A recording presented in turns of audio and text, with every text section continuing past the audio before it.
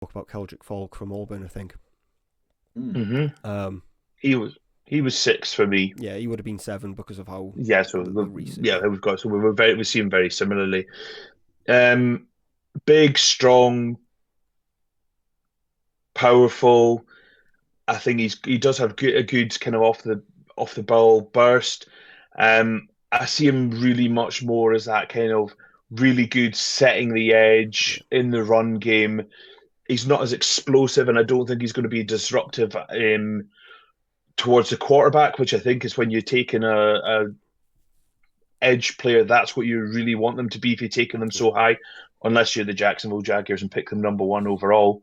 But that kind of mold, I think that very good player. I do like Keldric Faulk, yeah. but um, just not as explosive and not as disruptive as I would like someone to be picked a bit higher. Yeah, he's a great run blocker. I like him. Yeah. I think he's a first round player. Also, it's just how these have Hmm. fallen, how the rankings have fallen.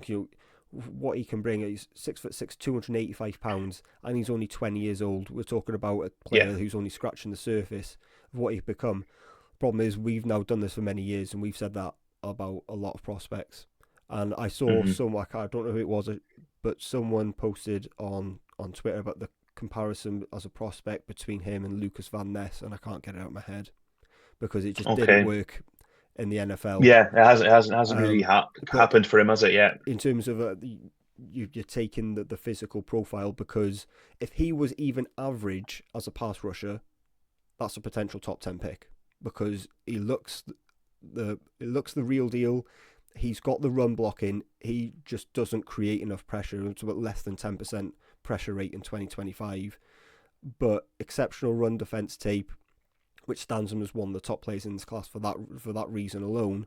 But the same as Howell, that was Cassius Howell, as we were saying before, and even David Bailey to a certain extent. That if you're going to be one dimensional in the NFL, that one dimension has got to be rushing the passer because teams just aren't going to value that as highly moving in otherwise because you're then banking on whether you think you're going to be able to instill that into him because I just didn't see enough juice at all as a pass rusher for how athletic he is, and he is very athletic.